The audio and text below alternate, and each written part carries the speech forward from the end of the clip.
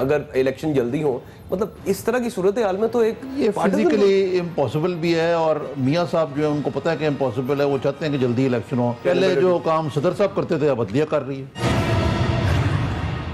جی welcome back ناظرین، ہم اپنی گفتگو کا سلسلہ آگے بڑھاتے ہیں. یہ عارف صاحب ہمارے ساتھ اس وقت انٹیلیجنس بیورو کے سابق سربراہ بریگیڈیئر امتیاز صاحب موجود ہیں. ان سے بھی صورتحال کے اوپر بات کرتے ہیں. انہوں نے حسین حقانی صاحب کے بارے میں بیانات دیے. حسین حقانی صاحب نے ان بیانات کا جواب دیا. میرا خیال ہے یہیں سے شروع کر لیتے ہیں. السلام علیکم بریگیڈیئر صاحب. گزشتہ چند دنوں میں آپ نے حسین حقانی صاحب پر بڑے شدید الزامات لگائے، پھر انہوں نے اس کے جواب بھی دیا. ان کا یہ کہنا تھا کہ آپ یہ سارا کچھ میڈیا اٹینشن حاصل کرنے کے لیے کر رہے ہیں، اور جو آپ نے الزامات لگائے ہیں اس میں کوئی سچائی نہیں ہے. آپ کیا کہیں گے اس پہ؟ پہلی بات تو یہ ہے جی کہ جو کچھ میں نے بیان کیا تھا وہ الزام تراشی نہیں تھی، بلکہ ایک حقیقت تھی، اور وہ حقیقت جو ہے وہ تاریخ کا حصہ ہے. اور میں نے جو کچھ کہا تھا اس کے بارے میں کئی اور بھی چشم دید شخصیتیں ہیں جو اس بارے میں جانتی ہیں. اور دوسری چیز یہ ہے کہ ان کا یہ کہنا کہ میں یہ سب کچھ اس لیے کیا ہے کہ میں میڈیا میں آنے کی خواہش ہے. یقین جانیں مجھے زندگی میں کبھی بھی میڈیا میں آنے کی خواہش نہیں رہی ہے. جب میں اپنے عہدوں پہ فائز تھا اور میڈیا میں سہولت کے ساتھ آ سکتا تھا، آپ کو یاد ہوگا اور آپ اس چیز کے چونکہ نظر رکھتے ہیں کہ میں کبھی میڈیا میں بھی نہیں آیا تھا، بلکہ جب مجھ پہ الزام تراشیاں کی جاتی تھیں تو میں نے اس کا بھی کبھی میڈیا میں جواب نہیں دیا تھا. میڈیا میں آنے کا مجھے شوق نہیں ہے، میڈیا میں آنے کا حسین حقانی کو شوق ہمیشہ رہا ہے اور اب بھی ان کو شوق ہے. جب نواز شریف صاحب وزیر اعظم تھے تو آپ ڈی جی آئی بی بھی رہے. اس سے قبل آپ D G I S I Sindh بھی رہے، پھر ایڈیشنل ڈی جی بھی رہے آئی ایس آئی میں. تو ظاہر ہے آپ کا انٹیلیجنس ایجنسیوں میں وقت گزرا ہے، آپ میڈیا میں تو نہیں آ سکتے تھے، لیکن اس وقت آپ تاریخ کے بہت سارے جو ادوار تھے ان میں آپ ایک کلیدی کردار تھا. مثلا جب مجھے یاد ہے کہ جنرل آصف نواز جو ہیں وہ آپ کو ذمہ دار ٹھہراتے تھے نواز شریف سے تعلقات کی خرابی کے لیے.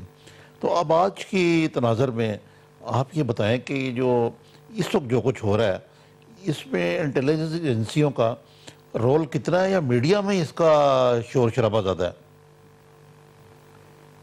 عارف صاحب حقیقت یہ ہے کہ اس وقت جو بھی پروپیگنڈا تھا یہ اللہ بہتر جانتا ہے کہ میرا اس میں کوئی کردار نہیں تھا. دراصل جو نواز شریف اور آصف نواز جنجوعہ مرحوم کے درمیان غلط فہمیاں پیدا ہوئیں اس میں وہ ان کی اپنے ٹیم کے کچھ لوگ تھے. اور جہاں تک حسین حقانی کا ذکر ہو رہا تھا تو ایک واقعہ میں آپ کو بیان کر دوں. حسین حقانی اس وقت جب سری لنکا میں ایمبیسڈر تھے اور واپس آئے، اور اس وقت کے صدر غلام اسحاق خان اور نواز شریف کے درمیان جو تصادم تھا یا تناؤ تھا وہ پیک پہ پہنچ رہا تھا، تو یہ ایک دفعہ ان کے پاس جنرل آصف نواز مرحوم کے پاس میٹنگ پہ گئے اور جیب میں اپنا بازار سے خرید کے چھوٹا پاکٹ ریکارڈر لے گئے اور ان کو یہ بتایا کہ جی نواز شریف نے مجھے بھیجا ہے کہ میں آپ کی گفتگو ریکارڈ کر کے لاؤں. یہ بھی ایک واقعہ ہے جو حقیقت ہے اور تاریخ کا حصہ ہے. میں سمجھتا ہوں جی کہ آج بھی جو حالات ہیں عارف صاحب اس کے اندر جو ایجنسیز ہیں ان کا کوئی رول نہیں میں دیکھتا، بلکہ یہ جو حالات پیدا ہوئے ہیں میرے خیال میں ایجنسیوں کو کسی کردار کے منفی کردار ادا کرنے کی نہ ان کو ضرورت ہے اور نہ کرنا چاہیے اور نہ وہ غالباً کر رہی ہیں. میں سمجھتا ہوں کہ حکومت کے اپنے جو سیاسی بردباری ہے اور اسٹیٹ مینجمنٹ کے جو بنیادی اصول ہوتے ہیں ان کے ادراک کی کمی ہے یا فقدان ہے، جس کی وجہ سے یہ جو تناؤ آپ دونوں کے درمیان میں یا کشمکش دیکھ رہے ہیں. آصف نواز مرحوم سے انتقال سے کوئی 2 ماہ پہلے میں ان سے ملا. میری پہلی ملاقات تھی اور آخری ملاقات تھی ان سے. تو اس زمانے میں وہ ان کا خیال تھا کہ آپ ان کے بعض کور کمانڈروں کو توڑنے کی کوشش کر رہے ہیں، اور آپ کا نام آیا تو وہ اتنے غصے میں آ گئے کہ ان کا چہرہ لال ہو گیا کہ میں حیران ہو گیا کہ وہ اتنے تیش میں آ گئے، اور میری ان سے کوئی ایسی یاد اللہ بھی نہیں تھی. اس کے بعد میں پھر نواز شریف صاحب سے ملا، اس سے اگلے روز ناشتے میں نے کہا جی آپ کوئی اپنا ذرا معاملہ ٹھیک کریں، یہ مجھے مارشل لائی جرنیل لگتے ہیں. تو انہوں نے کہا نہیں آپ فکر نہ کریں سب ٹھیک ہے، آپ بتائیے آپ نے سوٹ بڑا اچھا پہنا ہوا ہے، میاں صاحب نے سبجیکٹ دوسری طرف لے گئے. تو یہ بات ہے کہ یہ عجیب قسم کی بات تھی کہ آپ اس وقت جنرل آصف نواز کے اذان پہ چھایا ضرور ہوئے تھے.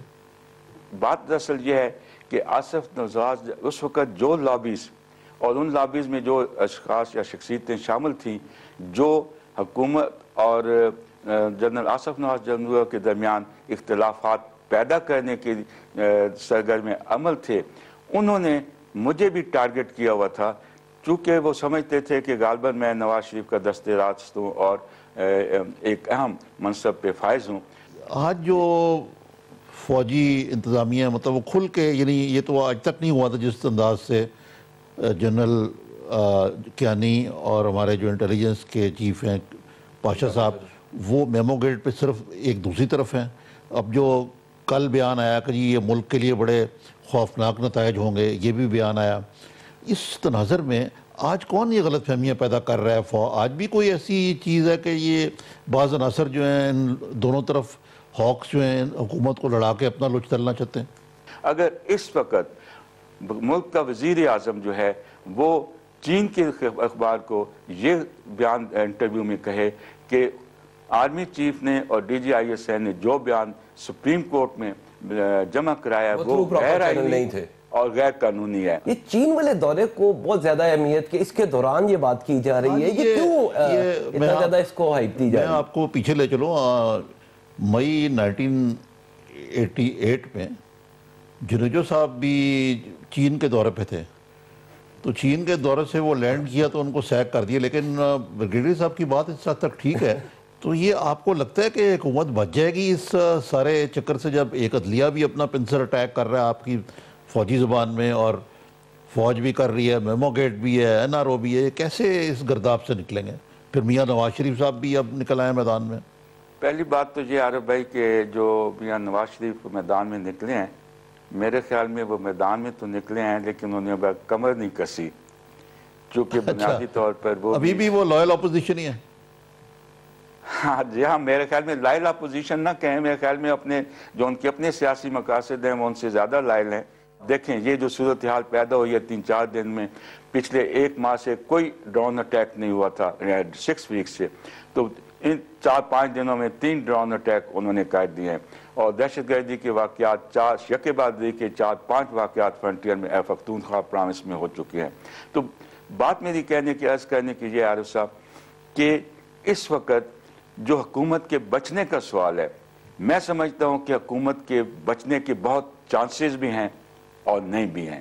چانسز اس صورت میں ہیں کہ اس وقت بنیادی طور پہ حکومت اگر اپنی عدالت کے عدلیہ کے جو فیصلے ہیں وہ فیصلے پہ اوپر من و عن عمل درآمد کریں تو میں سمجھتا ہوں کہ اس وقت وہ بڑی آسانی سے اس سچویشن سے نکل سکتے ہیں. ایک چیز جہاں تک عدلیہ کے ساتھ ان کا یہ جو کہہ لیں بجا، لیکن اور جہاں تک فوج کے ساتھ ان کا کشیدگی یا تناؤ ہے، یہ بھی بہت حد تک اور جلدی اور آسانی سے اس پہ قابو پایا جا سکتا ہے، بشرطے کہ وزیر اعظم جو چیف ایگزیکٹو ہیں اس ملک کے اور جمہوری طور پر منتخب ہیں، وہ سیاسی صبر و تحمل کے ساتھ، سیاسی ادراک کے ساتھ، اسٹیٹ مینجمنٹ کے جو بنیادی اصول ہیں ان کو مد نظر رکھتے ہوئے اپنی جو ملک کے معاملات کو چلائیں. بہتر تو یہی تھا کہ یہ باتیں جو ہیں افہام و تفہیم سے،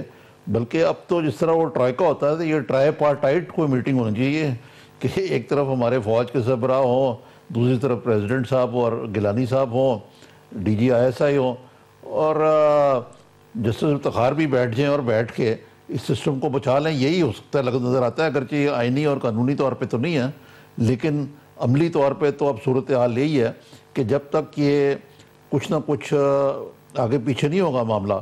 اب جیسے بریگیڈیئر صاحب فرما رہے ہیں کہ یہ ڈرون اٹیک یہ جو سارا کچھ ہوا ہے، لیکن بریگیڈیئر صاحب اس کی وجہ یہ بھی ہو سکتی ہے کہ فوج جو ہے وہ یہ اندرونی ریشہ دوانیوں میں زیادہ انوالو ہو گئی ہے. امریکہ سے جھگڑا کر رہے ہیں ہم، امریکہ سے جھگڑا کرنے کے نتیجے میں ہم نے طالبان کو ری گروپ کرنے کی اجازت دی ہے. بنیادی طور پر اگر آپ دیکھیں تو یہ جو ابھی حال کی پچھلے 2-4 ہفتوں کے اندر صورتحال پیدا ہوئی ہے، اس کی بنیادی وجہ मीमो केस है। और मैं समझता हूँ कि मीमो के ऊपर भी मीटिंग्स इनकी आपस में हुई हैं और सदर वज़ीर आज़म चीफ ऑफ आर्मी स्टाफ और DGISI की आप हम सब के इल्म में है, इनकी बाहमी मीटिंग्स हुई हैं और मेरे ख्याल में उन मीटिंग्स में हर जो तीनों साइडें थी उन्होंने अपनी अपना मौक़िफ़ पेश किया। लेकिन मेरे ख्याल में ये है कि असली जो वहाँ पे जो प्रॉब्लम क्रिएट हुई है वो वहाँ पे हुई है कि जो हुकूमत की साइड थी उसने एक अपना मौक़िफ़ जो है वो इख्तियार कर लिया और उस मौक़िफ़ की अपनी वजूहात उनकी हो सकती हैं, लेकिन बुनियादी तौर पर चीफ ऑफ आर्मी स्टाफ और DGISI ने उन मीटिंग्स में उनको जो अपना मौक़िफ़, अपने एनालिसिस और अपनी जो जिस हद तक उनकी प्राइमा फेसी इन्वेस्टिगेशन थी उसके साथ शवाहिद उनके सामने रखे तो उनके मौक़िफ़ में और हुकूमत के मौक़िफ़ में बहुत तज़ाद था। ब्रिगेडियर साहब, thank you very much for being with us. जर साहब, आपने ब्रिगेडियर इम्तियाज़ साहब के व्यूज़ सुने, ब्रिगेडियर साहब ने कुछ वाक़यात सुनाए, कुछ आपने भी वाक़यात उन्हें बताए कि वो खुद मादी में क्या करते रहे। एक मुतनाज़ा शख्सियत तो वो रहे बहरहाल। अब आप क्या समझते हैं कि सूरत हाल जो है सिविल मिलिट्री रिलेशंस के हवाले से तब्दील हुई है, उसी तरह की है? देखिए, मिडनाइट जैकल के हीरो जो जिसने बेनज़ीर को या विलन कह लें, बेनज़ीर भुट्टो की हुकूमत का खात्मा था, मेहरान बैंक, IGI की फॉर्मेशन कलीदी रोल था और उन्होंने अच्छी आज रोशनी डाली है क्योंकि वो तो एक प्लेयर रहे हैं। लेकिन आज इस तनाज़र में देखें तो लगता है कि जिसको अंग्रेज़ी में कहते हैं no matter how much things change they remain the same. फ़ौज और सिविलियन हुकूमत के दरमियान को ठहराव नहीं हो सका, बल्कि हुकूमतों के दरमियान यानी जब से मैं देख रहा हूँ 77 से भुट्टो साहब की हुकूमत से लेके अब तक किसी भी फौजी सरबराह को कोई सिविलियन हुकूमत जो है कबूल नहीं हुई। उन हुकूमतों को ना गिरें जो मसलन जो मुशर्रफ का ज़ेर साया थी वो सिविलियन हुकूमत मानते ही नहीं मैं उसको। लेकिन आप देखिए कि ज़ियाउल हक ने अपना एक्सपेरिमेंट किया, जुनेजो को लेके आया, खुद ही सैक कर दिया। वो भी चीन से दौरे से बेचारे वापस आए, वो लैंड किया तो उनको सैक कर दी। चीन का भी एक बड़ा नाम हमारी सियासत में आता है। तो मकसद है कि सिर्फ इतना है कि इतना फ़र्क आ गया आज कि हम कहते हैं कि जी मीडिया आज़ाद है। आज सदर जो है जरदारी साहब खुद हैं, इसलिए वहाँ से तो कुछ ख़तरा नहीं है। अब अदलिया जो है वो एक किस्म की आर्बिटर बन गई हुई है। एक ज़माने में गुलाम साक साहब जो थे वो ख़त लिखते रहते थे, नवाज शरीफ की अंग्रेजी ठीक करते रहते थे। बाबर अवान जैसे लोगों को जो गवर्नमेंट ने अनलीश किया हुआ, अगर इनको ज़रा कंट्रोल कर ले, कोई बेहतर एडवाइजर ले तो ये इस किस्म के नादान दोस्तों ने आज हुकूमत को यह दिन दिखाया जी। अब बताइए कि आप एक किस्म की तज़हीक और एक तौहीन अमेज़ रवैया अदालत की तरफ रखने का, आज वो भी कंटेम्प्ट उनके पास काबिल लोग मौजूद हैं, यानी उनके पास एतजाज़ जैसे मियाना रो बुर्दबार लोग, इनके अदलिया से भी बड़े अच्छे तल्लुकात हैं, जरदारी साहब से भी माशाल्लाह अच्छे तल्लुकात हैं, बेनज़ीर के भी दस्ते रास्त रहे हैं, हमारे भी यार गार हैं। लेकिन उनकी चॉइस जो है वो और तरह के लोग हैं। हाँ, उन्हें आप ऑन बोर्ड लें, अदलिया से मामला ठीक करें और जो सूरत हाल को मेरा ख्याल है बेहतरी की तरफ है। इसमें मैं तो खुद देखे ना, मैं अदलिया का भी नाकद हूँ कि भाई उनको भी जैसे करारदाद में कहा गया कि everybody should remain in their domain और अदारों को एक दूसरे से नहीं। और मेरा ख्याल है बिल्कुल एक जायज़ मुतालबा है। जी आरिफ साहब, आपका बहुत शुक्रिया। नाज़रीन, आपने हमारा प्रोग्राम देखा, हम आपके फीडबैक के मुंतज़िर रहेंगे ज़ेरे बहस @sama.tv पर। इसके साथ ही अपने मेज़बान सरमद बशीर और आरिफ निज़ामी को इजाज़त दीजिए। अल्लाह हाफ़िज़।